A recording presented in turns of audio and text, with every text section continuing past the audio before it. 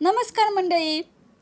तुम्ही कधी विचार केला आहे का लहान मुलांना दुधाचे दात का बरे येत असतील आणि ते पडून परत नवीन दात येतात त्याचे काय आहे कारण?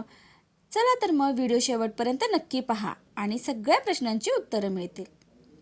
7 ते 8 वर्षांच्या मुलांचे दुधाचे दात पडायला लागतात आणि मुलांच्या चेहऱ्याला एक वेगळ्या प्रकारचा गोडवा येतो. दुधाचे दात पडणं ही मुलांच्या वाढीतील एक अत्यावश्यक नैसर्गिक अशी प्रक्रिया आहे. पण मुळात असे दात पडणारे दुधाचे दात येतातच का? बाळ जन्मल्यानंतर साधारण 6व्या महिन्यापासून दुधाचे दात येण्यास सुरुवात होते आणि ही प्रक्रिया 2.5 वर्षापर्यंत पूर्ण होते. दुधाचे एकूण 20 दात असतात, पण गंमत अशी आहे की पक्के दात तयार होण्याची प्रक्रिया ही याआधी सुरू झालेली असते.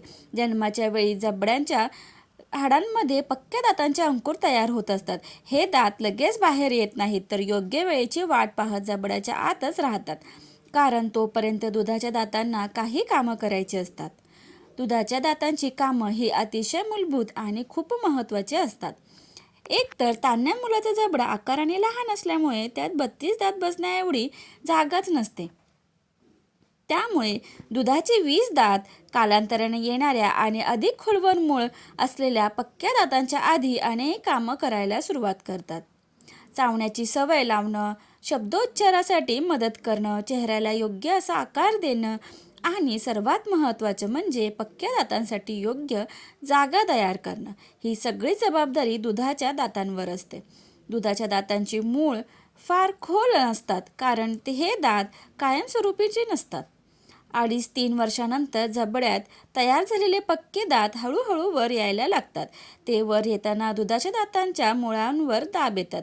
त्याचवेळी शरीरातील विशिष्ट पेशी दुधाच्या दातांची मुळं हळूहळू विरघळवतात. मुळं नष्ट झाल्यावर दुधाचा दात आपोआप सैल होतो आणि तो पडतो.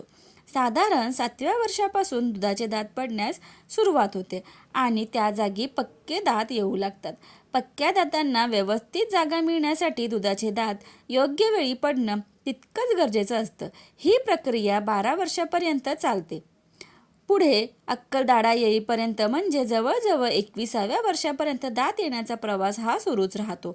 7 ते 12 वर्षाच्या दरम्यान मुलांच्या दातांमध्ये फटी, वाकडेपणा किंवा ओबडधोबड रचना दिसते. दंतवैद्यकात यालाच अगली डकलिंग अवस्था म्हणतात. दिसायला विचित्र वाटणारी ही अवस्था तात्पुरती असते.